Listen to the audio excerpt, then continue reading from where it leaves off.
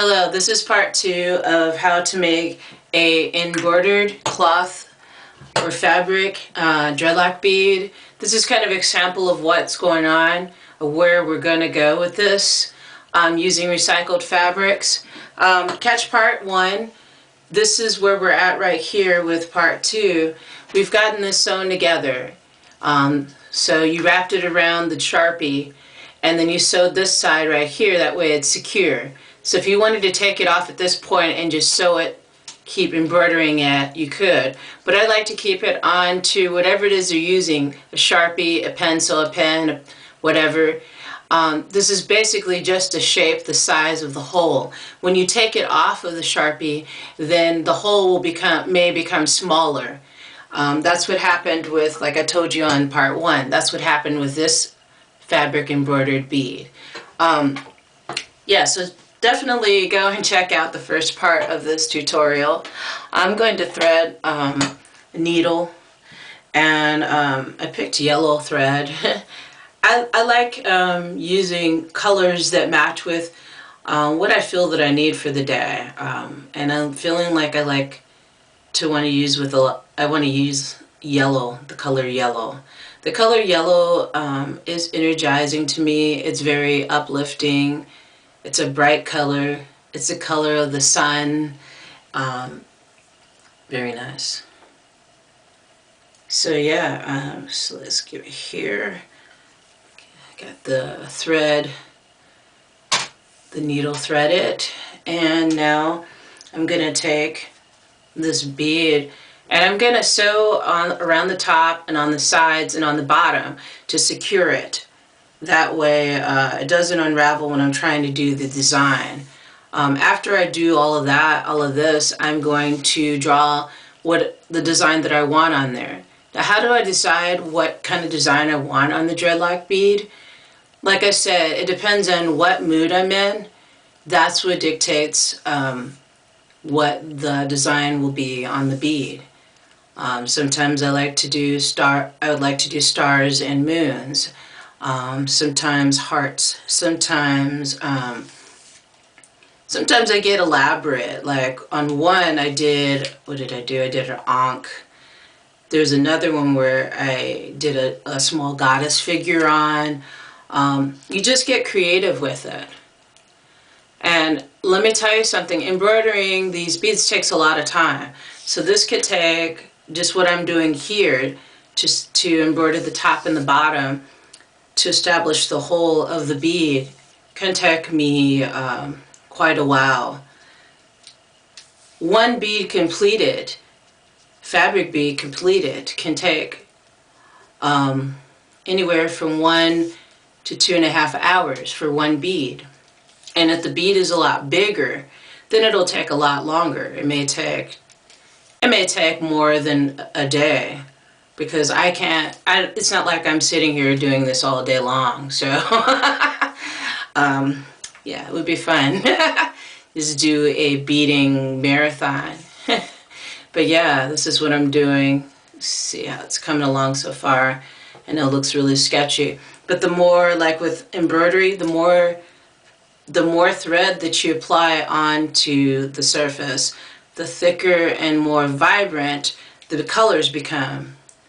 So yeah, I can show you an example of that by just looking at some of the embroidered handbags that I've made. Color combinations with certain colors, it can create certain vibration. It can make you feel a certain way. And I like to experiment with different colors. With embroidery, I really enjoy embroidery, and I'm really glad that I found it. And I found embroidery kind of as a fluke. I was kind of just looking through, I think it was an old beading magazine, jewelry beading magazine, and they had like an ad where they showed this embroidery work, and I was like, huh.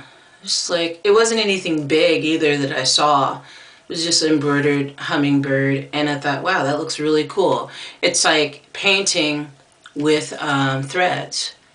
So yeah, and it's relaxing too, because when you're doing this, you're not thinking about when this is going to be done with. You're thinking about, you know, relaxing and mellowing out. If you were going to do like make fabric beads, embroidered beads in order to relax, you can like choose colors that make you relax, like maybe not yellow, maybe use blues, lavenders, um, cool, relaxing, peaceful looking colors can help people relax. Yeah, you could even do these plain, just embroider the whole entire bead with just one color. And if you wanted to, you can use these not as just dreadlock beads, you can use them as beads for making jewelry. There is a such thing as cloth bead jewelry. And I'm really getting into that more, discovering it. I've been working on some designs, and like I said, this does not, this doesn't happen overnight. This takes quite a, well, I mean, it takes more than just a few minutes to do. So, I've done a tutorial on how to make fabric beads, but I thought I'd do another one, like I said, because a viewer was asking about how I choose my colors and my textures and my fabrics and everything that I choose when I make my artwork. And these fabric beads are just another form of art that I create. If you wanted to keep these beads simple, you don't have to embroider them all the way. You could just keep them like a plain old blue jean fabric bead if you wanted to. You can use it to accent, you know, your clothing if you make clothing. So yeah, I thought it would be cool to start making fabric beads when I first started making them. Because I didn't have any polymer clay at the time, and I was really enjoying making polymer clay beads, dreadlock beads, and just regular polymer clay beads for crafting purposes, for making jewelry. So I just experimented with this, with making fabric beads. I figured, man, I've got so much, you know, recycled fabrics. Why not make something that you can enjoy as art and actually you can wear as well? So yeah, this is really fun. I love it. So this is how far we've gotten so far. Yeah, like I said, if you wanted to, you could take it off of there. Now you see how the hole is established on there. So yeah, now I'm gonna get some more thread, and I'm gonna sew this here on top. We'll see how long it takes me to finish it. In the meantime, I'll just keep talking with you guys. Sometimes I really do miss the atmosphere of creating art around other artists, because I'm pretty much a solo artist. I do all of my art by myself, not really with no like, you know, feedback reading from anyone while I'm creating. But yeah, I notice that when I am creating these beads that I can get into a meditative state of mind. Excuse me, when I'm not coughing from a dry throat. But yeah, I get into a meditative state of mind. I love to make these beads when I'm feeling really stressed out and I feel the need to just focus in on one thing and focus on being creative. When I focus on being creative, then all the stresses of the day just melt away. Literally it does, it melts away. That's why I think it's important for people to take some time out to do some things that they enjoy doing. Do the things that bring you joy in your world, because that's the most important thing right now with the way people are so stressed out about things that they can't control, things that they don't need to control, things that are just going to work themselves out eventually.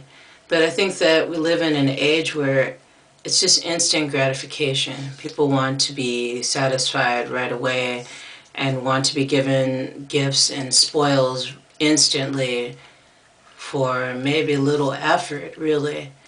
And then there's those people that are really genuinely doing their best and creating from their heart and soul. and wanting to give back to others.